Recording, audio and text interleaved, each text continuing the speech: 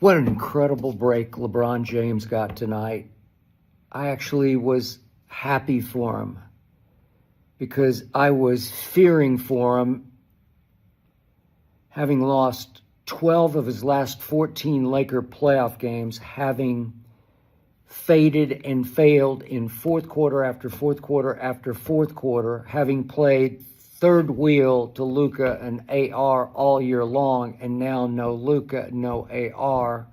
Game one of the playoffs against a Rockets team favored by 5.5 at the crypt, which was about to be a crypt for LeBron James, until the basketball god said, no, we can't do that to him. And not long before tip-off, I think I heard it on Amazon Prime, halftime of the Knicks game. Wait, Kevin Durant is out tonight with a bruised knee. He was listed as questionable, but I thought, oh, come on, it's playoffs. Kevin's just going to go. He's been LeBron's nemesis. Remember those 2 game threes back-to-back in the 2 NBA Finals, in which Kevin Durant, having left Westbrook behind in Oklahoma City, I applauded it. He's year 10. He says, I got to go win a ring. I'm going to join forces with those guys, with Steph and Clay and Draymond. And did he ever? Back-to-back game threes at LeBron's house. Kevin just took over in LeBron's face and just snatched 2 rings right out from under him that he was going to bully ball win from a Steph Curry, the way they'd come back from 3 games to 1 down. And I thought, oh, God, Kevin's going to do it to LeBron again. I know it's age 41, year 23. I got it. But LeBron has played at an extremely high level all year, average 21. And yet, with no Kevin Durant, I mean, the Rockets with Kevin Durant sometimes look stale and stagnant on offense because they don't have a point guard. Fred VanVleet still sitting in civvies over there, trying to mentor Shepard and whoever's trying to handle the basketball. Şengün, for that matter, is their kind of point center, leads them in assists, and yet they just shrink up and fade out. Without Kevin bleeping Durant, they got no shot.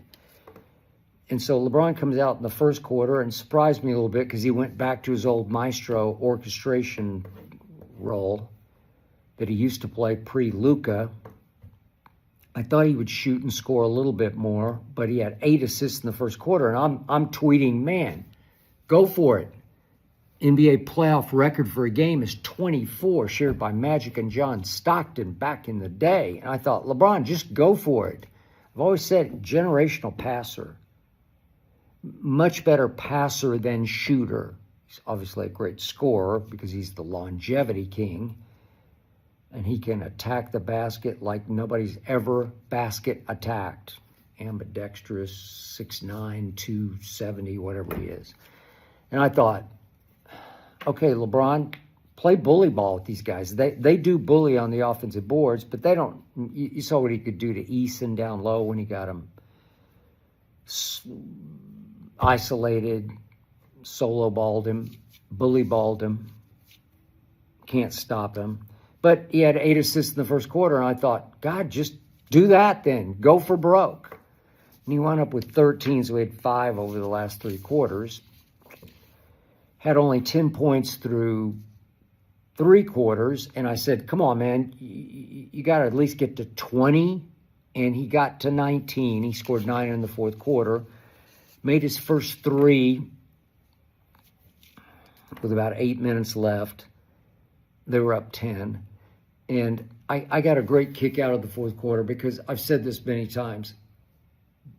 There's nothing more amusing to me than LeBron playing with a lead. Sometimes it can be amusing when they're way down and he plays the whole fourth quarter just to stat stuff. But this was fun for me to watch because they're up 9, 10, 11, 12, 13.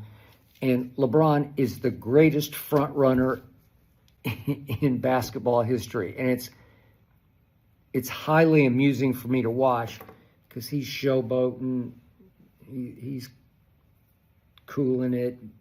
He's out there hot dogging it because he knows the Rockets can't score because they don't have KD and they don't have a PG as in point guard. So he fires away and made his first three of the game with 8 minutes left. Remember, this year he shot 31.7% from three. 31.7. That's his worst three-point shooting in 10 years. So he was a liability of a three-point shooter this year, but he greatly reduced his attempts. And yet he made one. And the crowd goes crazy like the blind witnesses out there, the LeBron apologists and defenders, that they actually, through social media, try to make him out to be a great three-point shooter when he's always been, for a superstar, a lousy three-point shooter, and certainly an even lousier free throw shooter. So what happens? Would you believe LeBron James went to the free throw line for the first time tonight? I thought he'd bully ball. I thought he'd get to the rack and get to the free throw line. But it's late in the game, 7:22 left. He finally got to the free throw line, and what does he do? Right on schedule, LeBrick, 0 for 2. So those are only free throws. He went 0 for 2 from the free throw line. And the crowd is chanting MVP, MVP, MVP. And I laughed out loud. My little daughter, Hazel, who's at my feet, she's still at my feet asleep right now. She looked at me like, what are you laughing about? I said, Hazel, this is funny, my little Maltese. She's a warrior princess, Hazel. And I'm saying, come on, this is great theater. So LeBron comes down, and meanwhile, Luke Kennard is going crazy from three. It's all 5 is three. It's 3 in the fourth quarter. Winds up with 27 points. And LeBron, blessed by the basketball gods, that he had Luke Kennard tonight, or this could have gotten dicey. Even though the Rockets wound up shooting from the floor, 38% from the floor, 35 of 93 shots. I swear they missed 30 shots at the rim on little tips and little attempted putbacks. They missed and they missed and they missed, but they just annihilated the Lakers on the boards because, would you believe the Houston Rockets tonight had 21 offensive rebounds to only 3 for the Lakers? LeBron he wound up with 8 boards, not bad. I mean, he's 6'9", but they wound up with 21 offensive rebounds to 3 and 44 total rebounds to 35 for the Lakers. And they just missed. They got nobody who could make a shot. Şengün was lost tonight. Most of the Rockets were lost tonight. Shepard made a couple bombs, but they were lost tonight. If some of those little shots, if they have a night where they go in, we could be having a really sad, different conversation. But LeBron down the stretch, he goes around Amen Thompson and heaves up a lefty prayer, and it goes in. LeBron's looking at his left hand like, I did that with my left hand. Hot dog showboat. Way to go, LeBron. Great front running. Highly entertaining. That crowd had to be entertained. Then he makes another fall away over Amen, LeBron, to put them up 14, and he's running down the court going, it's just funny to me. I love to watch him front run because he does it better, more theatrically than anybody's ever done front running. And finally, at the bitter end, he breaks completely free for a right-handed layup to get him to 19 points. And I stood up and just applauded. Lakers 107.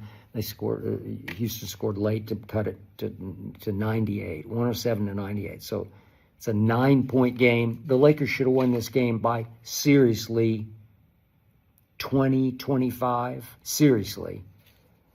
And yet, I posted a video a day ago about how Ime Udoka, my favorite coach in the league, had just challenged LeBron in a game back in 2023 out here, and I'm in Southern California, Los Angeles, obviously. Challenged him during a game, basically dared him to come over here and do something about it, because I don't think LeBron could whip Ime, even though it's 48 years old to 41. I just don't think he could, and I don't think he would even think about trying. I just don't. Ime is a seriously legitimate, authentic, badass, tough guy. LeBron not. LeBron more of a lover than a fighter. Wants everybody to like him. That's his biggest problem. Jordan, no. Jordan didn't care who liked him. He's just going to slit your basketball throat.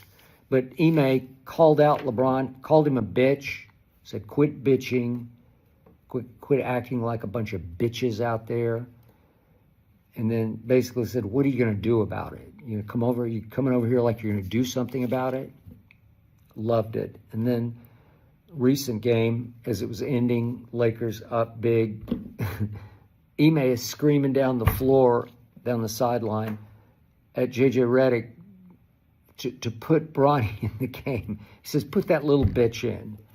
And I posted the video just because I feared for LeBron, and I hoped that this would push his mad buttons, because in its past, when mad buttons get pushed, God, he just goes off on people on the basketball court. I was trying to give him some ammo, some rocket fuel, anti-Ime rocket fuel, and he didn't play like that tonight. I didn't see any of that. I just thought he was going to need it until, wait, KD's in street clothes with some kind of bruised knee that he suffered in practice? I don't know. But all I know is that the Lakers won game one. It was hard to watch until I got such a kick and was wildly entertained by LeBron's front running in the fourth quarter. But it was fairly poorly played on both sides. The Lakers just turned it over like disastrously. But they're up against a team that couldn't cash, couldn't take advantage. So, LeBron, you survived. You dodged. You got the biggest break from the basketball gods and Kevin Durant that you've gotten in a long, long time in a playoff game, with the onus and the spotlight on you. This was your game to win or lose. Without Luka, without AR, you're thrust into the primary role, the number one role, and you got away with it because Houston's without really their two best players in Kevin Durant and Fred VanVleet. LeBron, I just appreciate you. You really amused me down the stretch. You greatly entertained me down the stretch, and I know I got to wait 3 days now for game two, but this is going to be very interesting. I'm pretty sure Luka will play game two. I don't think Austin Reeves will, but I think Luka will play game two, and I'm pretty sure Kevin Durant will play game two, and LeBron can go along for a ride this time, but it's going to be very interesting. I'm not writing off the Lakers. I'm just writing off the winner of this series, because you get the booby prize. Whoever wins this gets to go to Oklahoma City and play the Thunder. And whichever team goes is going to go home quickly.